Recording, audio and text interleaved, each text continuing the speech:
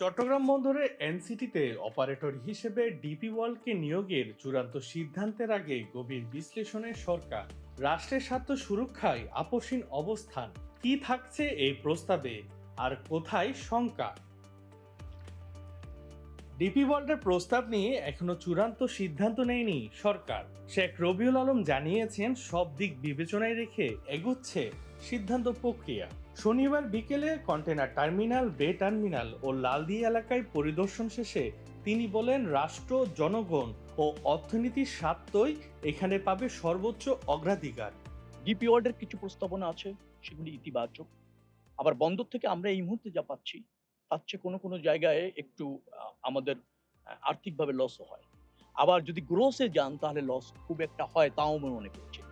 উচ্চ পর্যায়ে একাধিক বৈঠকে উঠেছে এই প্রস্তাবে নানান দিক। ডিপি ওয়ার্ল্ডের পরিকল্পনায় যেমন রয়েছে সম্ভাবনা, তেমনই রয়েছে আর্থিক ঝুঁকিরও ইঙ্গিত। তিনি আরো বলেন, আগে সরকারের সময় শুরু হওয়া এই প্রক্রিয়া এখনো গুরুত্বপূর্ণ পর্যায়ে। বর্তমান সরকার নতুন করে সবকিছু যাচাই করছে, প্রয়োজনে করছে দর কষাকষিও। প্রিভিয়াস সরকার আমলে 19-21 এরকমের দিক থেকে শুরু হয়েছে।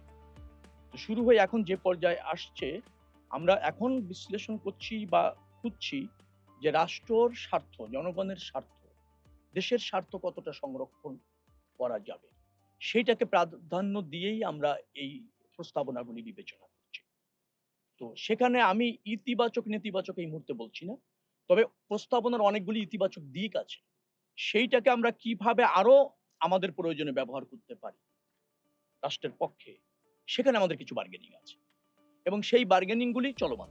খুব শীঘ্রই আসতে পারে চূড়ান্ত সিদ্ধান্ত, যেখানে দেশের অর্থনীতি, বন্দর এবং জনগণের স্বার্থেই পাবে সর্বোচ্চ অগ্রাধিকার।